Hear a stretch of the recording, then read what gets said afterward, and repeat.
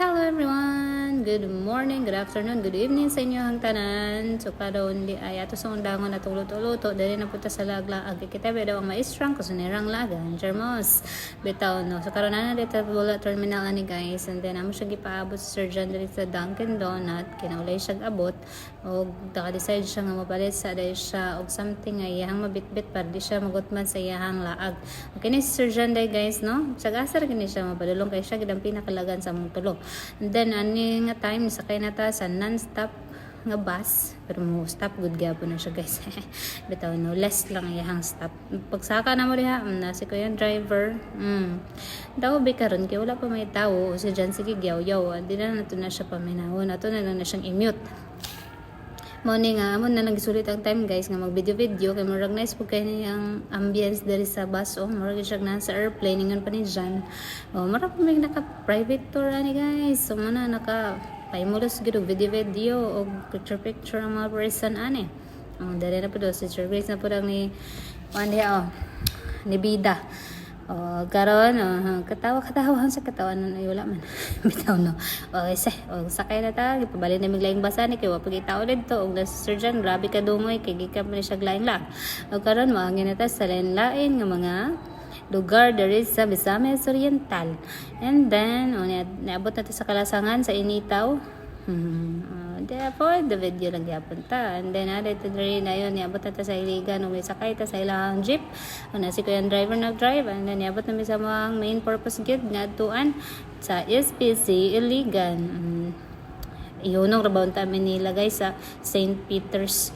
Kanang hayaanan ba ngon mi nga St. Peter's College kuya dili ditong hayaanan man ko di man maagyang bas diri so man ginaog dito no sa mi jeep, and then karon nga time nakasakay na dai mi ani nakasakay ni sulod na mi sa SPC ug amo karong gipangita sa dapit ang ilahang registrar's office kay na may bayaran didto ug napi mi daghang tuyo daring dapita o si Sir Jan nagyaw siya ni kay ingon siya na do siya igagaw diri nga nagtrabaho, and then amo gignan nga amo nga tuon kay mamaylo migurta.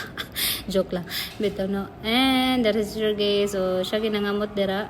Sila Sir Jan actually ako tag video lagi ko ani guys. Ako gid ang pinakaulawon sa ilaha no in terms sa kanang mga tubang ug mga tao guys. Ako hilig lang kay ko video no. Picture pero sa tinuod lang ulawon kay ko mga tubang ug tao guys. So sila mo na sila ra kung pasagda no. Ako baklay ra ko diya tamang tanudan-aw lang sa palibot. Dayon ato lang hinahinayan kay gihangak na rin ko guys og over kay matataon na pod mga 3 minutes na ni siya hapit guys. So dali nakita lang ng mga office nga mo ang dapat atoon, and then nahuman na among toyo sakay na pod may og bus ani padulong sa Robinsons kay maniud to. Kaya gutom na gid mi ani guys. So man si Sir Jan natipas pa siya sa line then adto ni diri pedestrian lane diri agid dong maestro pa naman ka charis bitaw no. So sige siya tudlo dito sa magpicture sa agid dami mga on. So mo na nga mo siyang gipaundayunan guys saba na kayong palibot guys pero ako ning humanon voice over guys kay kapoy na kayo nga ko nasugdan so kailangan na ni siya human.